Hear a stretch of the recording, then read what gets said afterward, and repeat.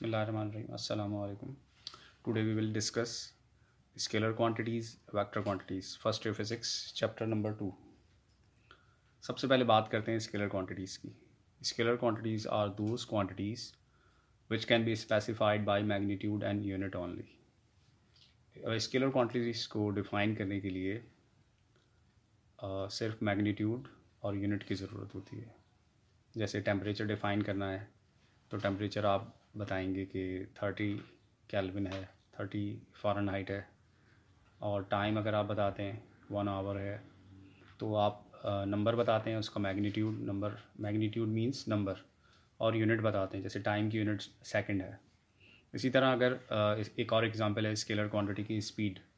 तो जब आप स्पीड बताएंगे तो आप कहेंगे कि 30 मीटर पर सेकंड, लेकिन इसमें डायरेक्शन बताने की ज़रूरत नहीं होती. तो जो 30 का नंबर यूज़ किया है आपने वो है मैग्नीट्यूड, और जो मीटर पर सेकंड यूज़ किया है वो यूनिट है. तो स्केलर क्वांटिटीज़ को डिफ़ाइन करने के लिए मैग्नीट्यूड और यूनिट की ज़रूरत होती है, और इसकी example temperature, time, speed, mass, volume.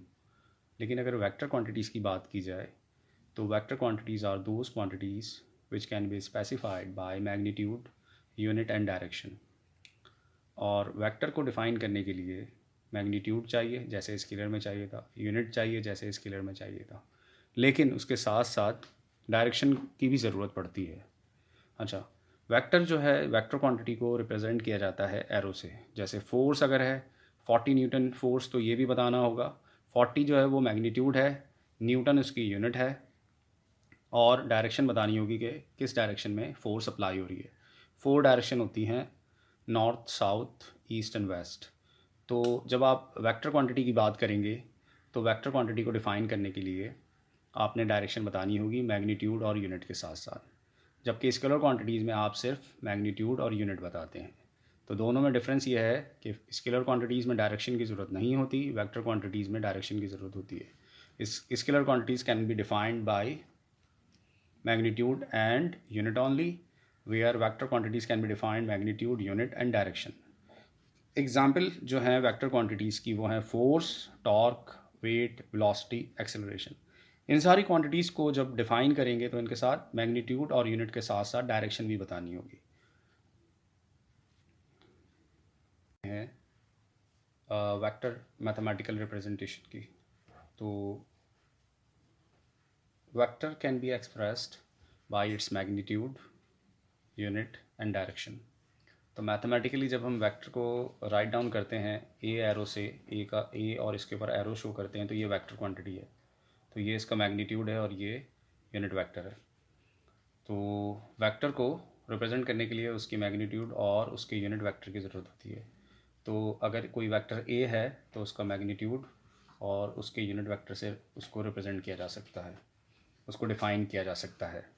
और वेक्टर ए जो है उसका स्मॉल ए में लिखेंगे और उसके ऊपर ये जो कैरेट साइन है यूज़ करते हैं, तो इस वेक्टर ए का ये यूनिट वेक्टर है. तो ए कैरेट स्मॉल ए, और कैरेट का मतलब है is a unit vector which represent the direction of a vector A. ये यूनिट वेक्टर इसकी डायरेक्शन को शो करता है, वेक्टर ए की डायरेक्शन को शो करता है. अब इसकी एग्जाम्पल को अंडरस्टैंड करते हैं. Suppose a body is moving with a 5 metre per second velocity along Y axis. और कोई बॉडी मूव कर रही है 5 मीटर पर सेकंड की वेलोसिटी से और वाई एक्सिस की डायरेक्शन में मूव कर रही है.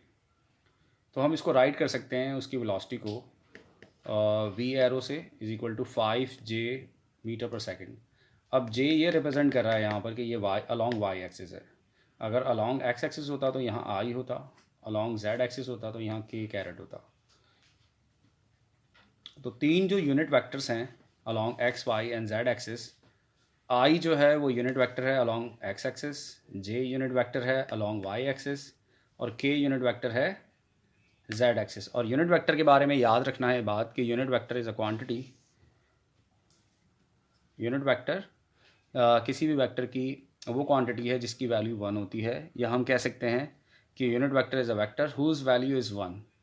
तो जो आई है वो एक्स एक्सिस पे यूनिट लेंथ को आई से रिप्रेजेंट किया जाएगा, वाई एक्सिस पे जे से रिप्रेजेंट किया जाएगा, उसकी वैल्यू 1 होगी, और जेड एक्सिस पे 1 यूनिट को के से रिप्रेजेंट किया जाएगा. 3 वेक्टर्स हैं हमारे पास ये.